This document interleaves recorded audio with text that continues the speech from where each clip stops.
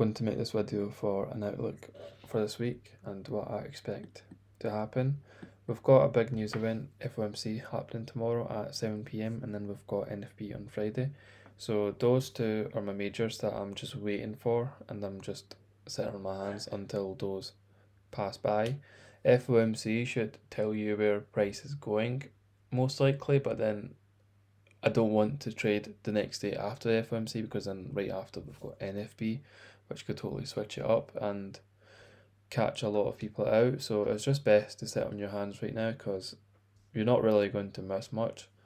The market consolidated last month on the dollar, and I hope we don't consolidate this month, but I would not be surprised if we just consolidate again, because we're in a range. So just to explain the fact how much we're consolidating is, we're stuck on the previous weekly high and the previous weekly low. I would like one of these to be swept before I get an idea of where market will head. So if we take previous weekly high, I think we will go for previous weekly low and internal range liquidity before we go bullish again, and possibly making this the low of the month. Or if we take this first and that next, that is possibly going to be high of the month, most likely. But the scenario that I prefer is making this low of the month, because I do want a bullish month and have a bullish July for a dollar. But we're also stuck in our Monday's range from yesterday. So this is the current high of the week and this is the current low of the week, and we've just consolidated today. And that isn't very surprising because it's FOMC tomorrow and I did not really expect much, to be honest. So what I've basically marked out is my previous daily high, which is today. This is for tomorrow, so that's why I'm calling it previous daily high, and my previous daily low, which is from also today. So on the 4 hour time frame, you can see we've consolidated since Monday.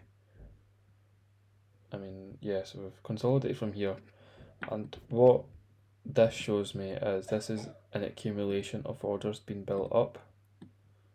So this is where the orders are just being built up, and then after this we normally have manipulation in the market, which I hope is to the upside, because then I want a big sell-off all the way down here so we can make low of the month. And we could do this quickly with the power of FOMC. I wouldn't be surprised if we just done that straight away in one candle, which would be great, as we've made low of the week in low of the month in our first week, which is normally the time that you do make low of the month or high of the month, depending on what your bias is. So this is accumulating orders here, and then what manipulation would look like is if we go above here and we take out, so this red area represents my manipulation. So accumulation, up, down, and then we just go up, fooling a lot of people that price is going to be bullish and potentially we're going to take out this. We could still take out this, and this could be part of our manipulation before we see downside movement, but I don't expect us to reach previous weekly high or this volume imbalance. I'm pretty sure, yeah, I don't expect us to reach that.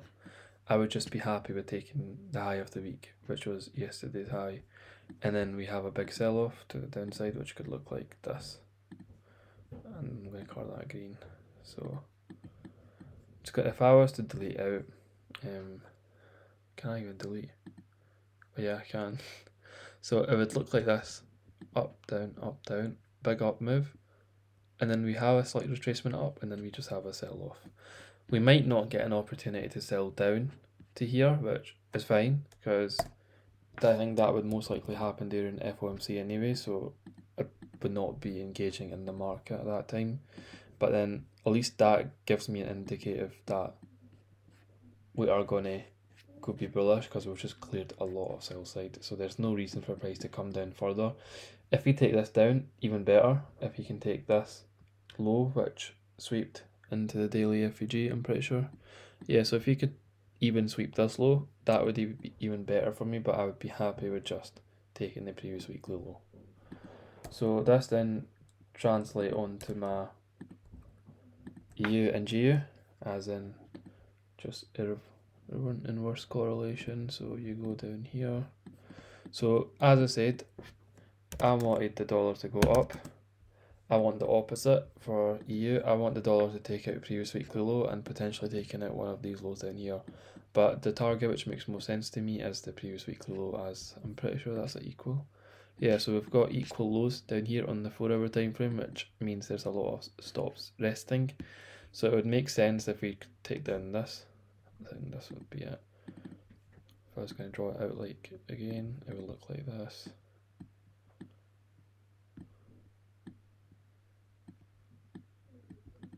And then the red square being my manipulation, it could look like this, and then I've got a big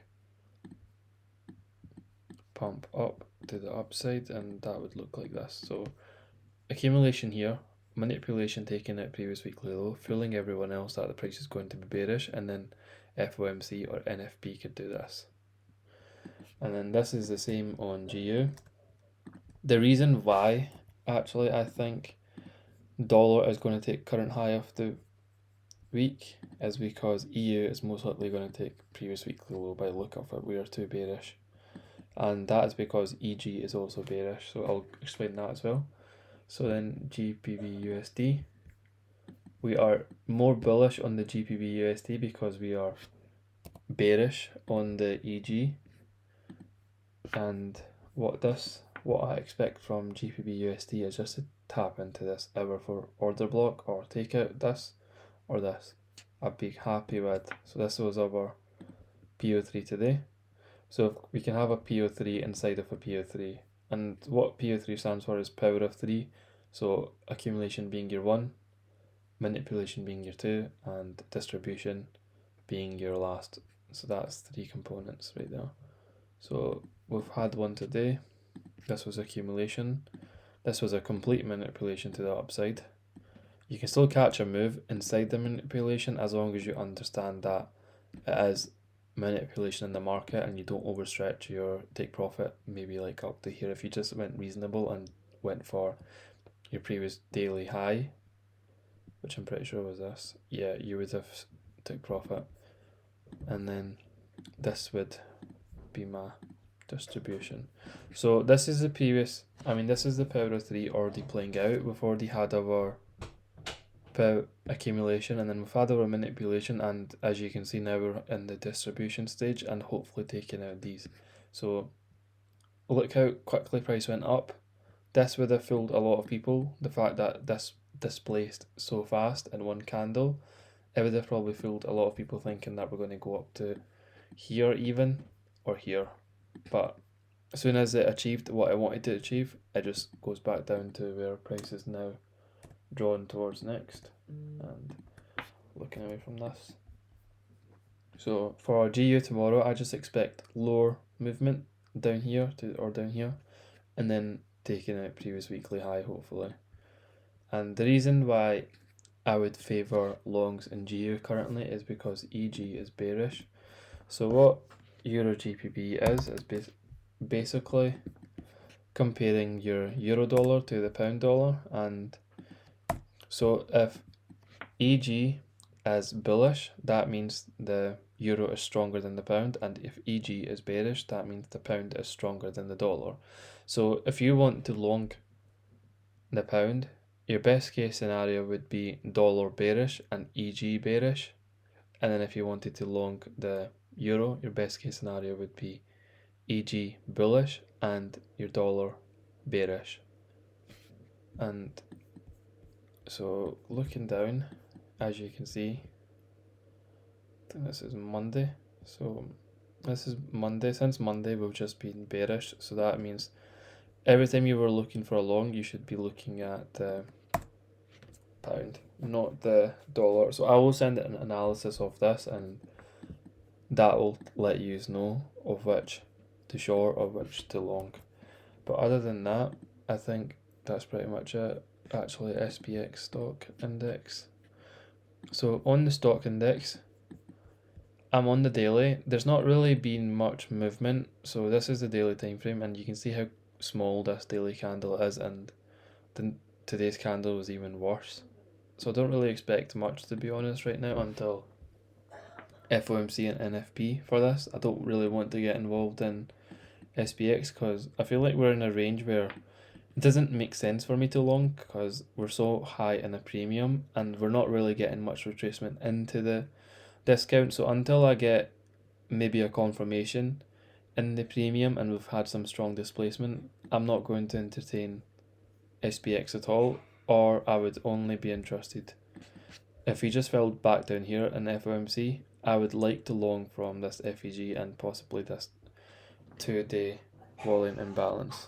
But other than that, that's pretty much it, to be honest, for the week.